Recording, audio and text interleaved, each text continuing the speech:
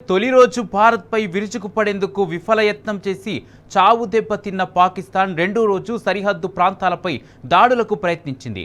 శుక్రవారం చీకట్లు పడుతూనే జమ్మూ కాశ్మీర్ మొదలు రాజస్థాన్ దాకా 26కు పైగా ప్రాంతాలపైకి క్షిపణులు, డ్రోన్లను ప్రయోగించింది. అయితే ఈ దాడులను సైన్యం ధీటుగా తిప్పికొట్టింది. వాటిని ఎక్కడికక్కడ కూల్చేసింది. ఉద్రిక్తతల నేపథ్యంలో ముందు జాగ్రత్తగా బ్లాక్అవుట్ కొనసాగుతుండటంతో ఆయా రాష్ట్రాల్లో శ్రీనగర్ మొదలుకొని జోధ్పూర్ దాకా పలు పట్టణాల్లో చీకట్లు కమ్ముకున్నాయి. తాజా పరిస్థితుల నేపథ్యంలో ప్రధాని Modi chief of defence staff త్రివిధ దళాధిపతులతో శుక్రవారం రాత్రి సమీక్షించారు.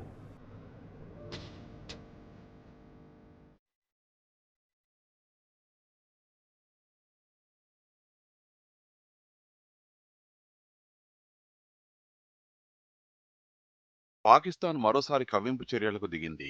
జమ్మూ, సాంబా, పఠాన్కోట్లతో పాటు అమృత్సర్, ఫిరోజ్పూర్, హోషియార్పూర్, గురుదాస్పూర్ తరణ లక్ష్యంగా డ్రోన్ దాడులకు తెగబడింది. అయితే దాయాది డ్రోన్ దాడుల్ని భారత సైన్యం ధీటుగా తిప్పికొట్టింది. జమ్మూ నగరం వ్యాప్తంగా సైరన్లు మోగాయి. తనకు పేలుళ్ల శబ్దాలు వినిపించాయని జమ్మూ కాశ్మీర్ సీఎం ఒమర్ అబ్దుల్లా ఎక్స్ వేదికగా ప్రకటించారు. జమ్మూ పరిసర ప్రాంత ప్రజలు విధుల్లోకి రావద్దని, ఇళ్లకే పరిమితం కావాలని ఆయన సూచించారు. వదంతులను పట్టించుకోవద్దని, ఆధారాలు లేని ధృవీకరించని సమాచారాన్ని వ్యాప్తి చేయొద్దని పిలుపునిచ్చారు.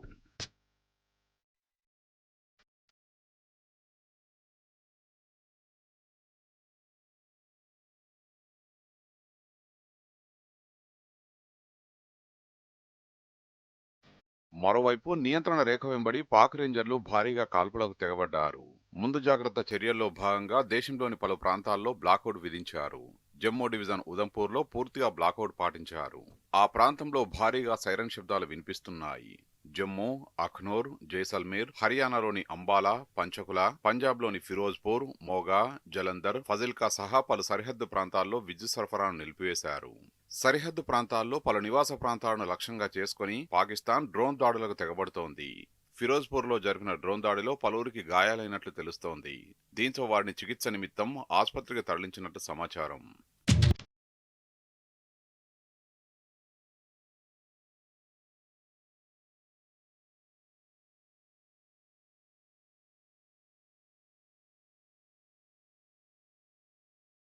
భారత్ పాక్ సరిహద్దుల్లో పరిస్థితులు మరింత తీవ్రతరమవుతున్న నేపథ్యంలో ప్రధానమంత్రి నరేంద్ర మోదీ వరుస సమీక్షలు నిర్వహిస్తున్నారు.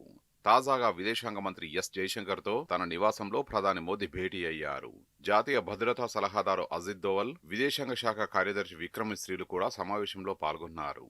అంతకుముందు రక్షణ మంత్రి Rajnath Singh, chief of defence staff Anil Chauhan, జాతీయ భద్రతా సలహాదారు అజిత్ దోవల్, త్రివిధ దళాధిపతులతో ప్రధాని మోదీ భేటీ నిర్వహించారు.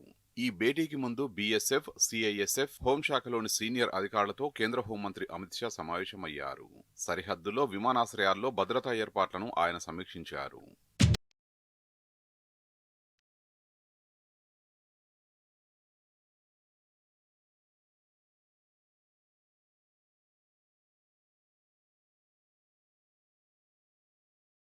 జమ్మూ కాశ్మీర్లోని పాక్ సరిహద్దు ప్రాంతం యురీ సెక్టార్లో లెఫ్టినెంట్ గవర్నర్ మనోజ్ సిన్హా పర్యటించారు.